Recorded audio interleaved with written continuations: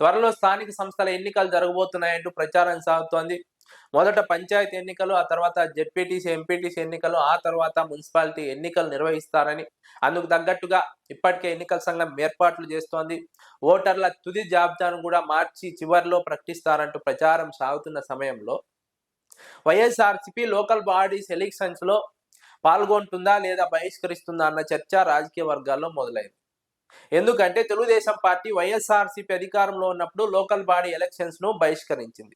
అదేవిధంగా తెలుగుదేశం పార్టీ అధికారంలో ఉన్నటువంటి ఈ సమయంలో వైఎస్ఆర్సీపీ లోకల్ బాడీస్ ను బహిష్కరిస్తుందా లేదా ఎదుర్కొంటుందా? తెలుగుదేశం పార్టీ దాడులు దౌర్జన్యాలు చేసినా వైఎస్ఆర్సీపీ పోటీ చేస్తుందా, నామినేషన్లు వేస్తుందా అన్న చర్చ రాజకీయ వర్గాల్లో ఉంది. ఇక్కడ వైఎస్ఆర్సీపీ పోటీ చేయడం వల్ల ఒక అడ్వాంటేజ్ ఉంటుంది, పోటీ చేయకపోవడం వల్ల ఒక అడ్వాంటేజ్ ఉంటుంది. ముందుగా పోటీ చేయడం వల్ల ఎలాంటి అడ్వాంటేజ్ ఉంటుందంటే, తెలుగుదేశం పార్టీ అధికారంలో ఉంది, పోటీ చేయడానికి వైఎస్ఆర్సీపీ ప్రయత్నిస్తే దాడులు చేస్తుంది, దౌర్జన్యం చేస్తుంది, నామినేషన్లు వేయకుండా ప్రయత్నం చేస్తుంది.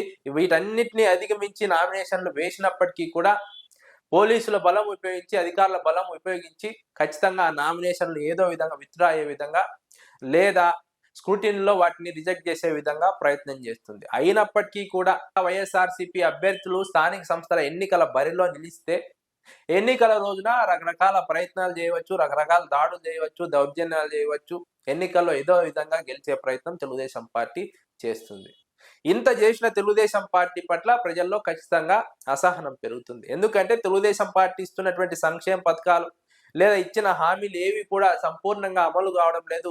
ప్రజల్లో సంతృప్తి లేదు తెలుగుదేశం పార్టీ పాలన పట్ల.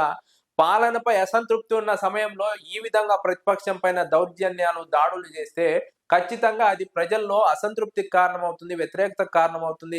స్థానిక సంస్థల ఎన్నికల్లో ప్రజలు భయపడి ఓటు వేయకపోయినప్పటికీ వైఎస్ఆర్సీపీకి, తెలుగుదేశం పార్టీకి భయపడి ఆ పార్టీకి మద్దతు ఇచ్చినప్పటికీ ఖచ్చితంగా సాధారణ ఎన్నికల సమయంలో వైఎస్ఆర్సీపీకి అనుకూలంగా మారుతుంది ఈ అంశం. వైఎస్ఆర్సీపీకి ప్రజలు ఎక్కువ మంది ఓటు వేయడానికి అవకాశం ఉంటుంది, తెలుగుదేశం పార్టీకి వ్యతిరేకంగా మారడానికి అవకాశం ఉంటుందని విశ్లేషకులు అంచనా వేస్తున్నారు. రెండో అడ్వాంటేజ్, ఒకవేళ వైసీపీ పోటీ చేయకపోతే తెలుగుదేశం పార్టీ ఏ విధంగా అయితే ఆ రోజు అస్త్ర సన్యాసం చేసిందో అదే విధంగా వైఎస్ఆర్సీపీ పోటీ చేయకపోతే వైఎస్ఆర్సీపీకి ఖచ్చితంగా ఇక్కడ కూడా అడ్వాంటేజ్ వచ్చే అవకాశం ఉంటుంది.